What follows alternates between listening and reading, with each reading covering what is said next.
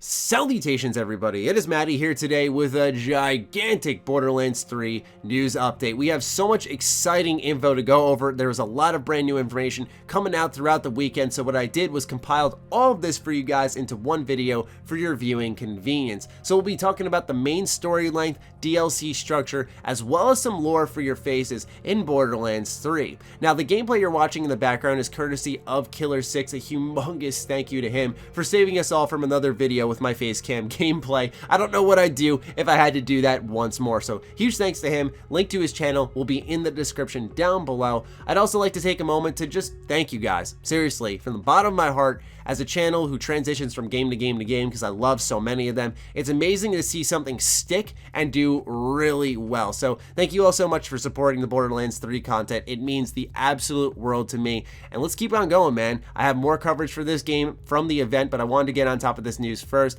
So let's start off with the first exciting bit of information, which is the main story length for Borderlands 3. This info is courtesy of PCGamer.com, whom I also have linked in the description down below. There is a lot of cool links down there. You should check them out. Anyway, here's what Paul Sage had to say. If you beeline it through, and I mean beelining it through, it might take you 30 hours to complete the main story. Now, what's really interesting about this bit of info is that Borderlands 2, a game I just ran through about 2 to 3 months ago in anticipation for Borderlands 3, took me roughly 30 hours to complete, and that's including side content. Now, I didn't do all of the side content, and I'm not talking about DLC either, just the main game, but still, about 30 to 32 hours is what this game took me to complete. And I thought that was quite interesting because we're saying that the main story for Borderlands 3, which is the majority of the content, but that main story is going to be 30 hours, which is as long as a complete Borderlands 2 main game. I think that's tremendously exciting. If there's one thing I took away from the event when I played Borderlands 3, I really did notice that wow, every area is content rich, and that's not including stuff that's been added in like the Guardian rank or the collections, stuff that we can do on top of the content already there, like the side questing, the main questing, the looting, the shooting, stuff that comes with Borderlands 3. I think that that's really exciting that they're really upping the game here. I do wonder if scaling will apply in the same way that it does with leveling and weapons in co-op gameplay, where one thing that I had an issue with in Borderlands 2 and any Borderlands game is that when you indulged in all that content, you could eventually out-level a quest, and eventually that would become the godforsaken trivial difficulty, which became boring to run through. So I imagine with the game scaling as it auto-scales to the level you are at, I think the game will be fine in the terms of quest difficulty, and that's just how it will handle itself. However, it's food for thought considering the content in this game. Anyway, moving on to our next bit of information, which is about the DLC structure for Borderlands 3. Randy Pitchford was asked a question, hey, quick question, will there be Vault Hunter DLC like in the pre-sequel and Borderlands 2? To which Randy says, we are focused on the main game for now, but my feelings are that it might be better for us to put our time into expanding what the existing Vault Hunters can do and how interesting their future growth is instead of adding new ones to start over with. Data seems to support this. Another fan follows up saying, focus on the main game for now, but without DLC characters, we never would have gotten Krieg or Gage. I'd argue they add more playtime to the game than just adding DLC skills to existing Vault Hunters, which Randy says that is true for some users, but my analysis of the data suggests that the vast majority of players would benefit from the expansion of existing characters ahead of creation of new characters. Now's not the time for this though, we have a game to finish. Now, a couple of things. Number one, this isn't set in stone, but this is the CEO of Gearbox we're talking about, who clearly has a lot of sway in his own company, so I'd imagine we should definitely take his word here and discuss where DLC might be heading for Borderlands 3. We do know they're getting their main story campaign DLC, but still, we have to talk about those DLC characters. This goes in line with what a lot of developers have done over the years.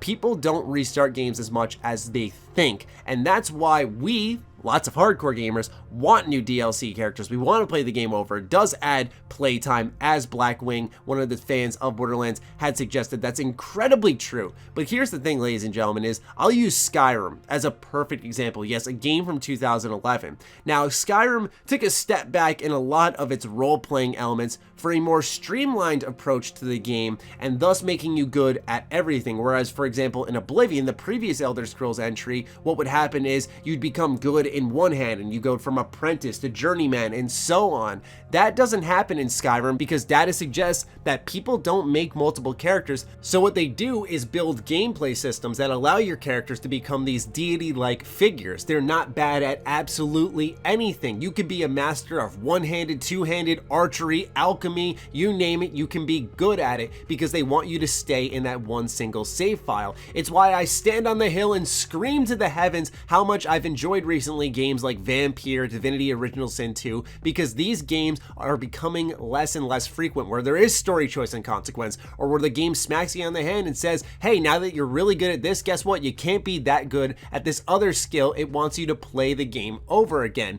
and it leads to a more individualized experience even if you play the game one time. It's why these gameplay systems are so important regardless of the fact of if we have data suggesting if you're going to play the game 5 times or once. So what they do is give you the option to have one main save, one incredibly strong character who's good at absolutely everything, and you're seeing that mentality leak into so many games over time, and now Borderlands 3 is the next to receive that, where yes, Randy Pitchford's talking about expanding on main characters, which people have already built because they're more enticed to say, I don't want to start over and do this, and this again. I want to just continue on with my main character. Now, I'm personally of the mindset that I like Borderlands 3 having brand new characters added as DLC. However, I'm not against expanding the existing ones. Now, I can also add another bit of reason as to why Borderlands 3 wouldn't add new characters. If there's one thing I also noticed while playing Borderlands 3, there's a lot of interaction between the character you're playing as and the quest givers and the story moments. There is tons and tons of dialogue, which is a great quality of life enhancement.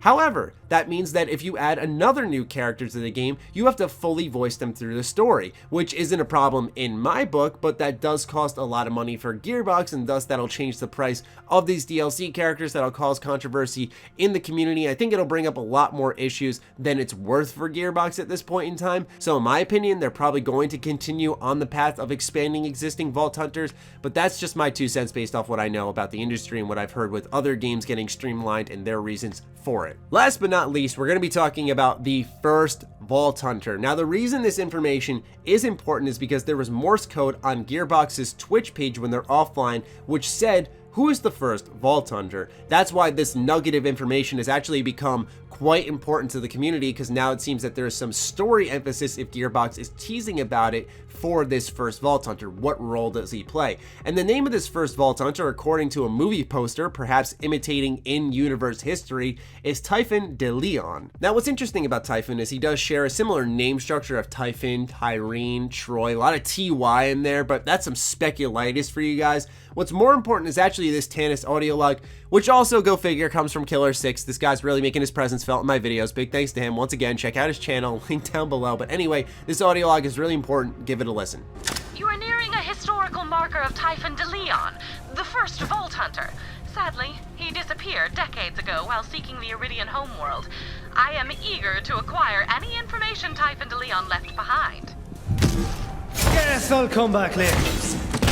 So that's awesome. And then on top of that, we also have this thing called Collections, which is a new piece of content for Borderlands 3. And the story of the first Vault Hunter has spread across the universe. Find informative historical markers for Tannis to help her research the first Vault Hunter's past deeds. Find all the markers in an area, and Tannis will triangulate the location of a dead drop chest containing some of the first Vault Hunter's gear. So this is really exciting, and I actually saw a collection pop up for Mad Moxie as well, so it's not just a thing for one specific character. I think this is a way to flesh out different parts of the story without having a tremendous amount of focus on it. Now, I saw some speculation suggesting that Typhon actually may be the father of Tyrene and Troy, because there were signs scattered about the initial Borderlands 3 gameplay reveal trailer which said honor the father, but we don't know who the father actually is.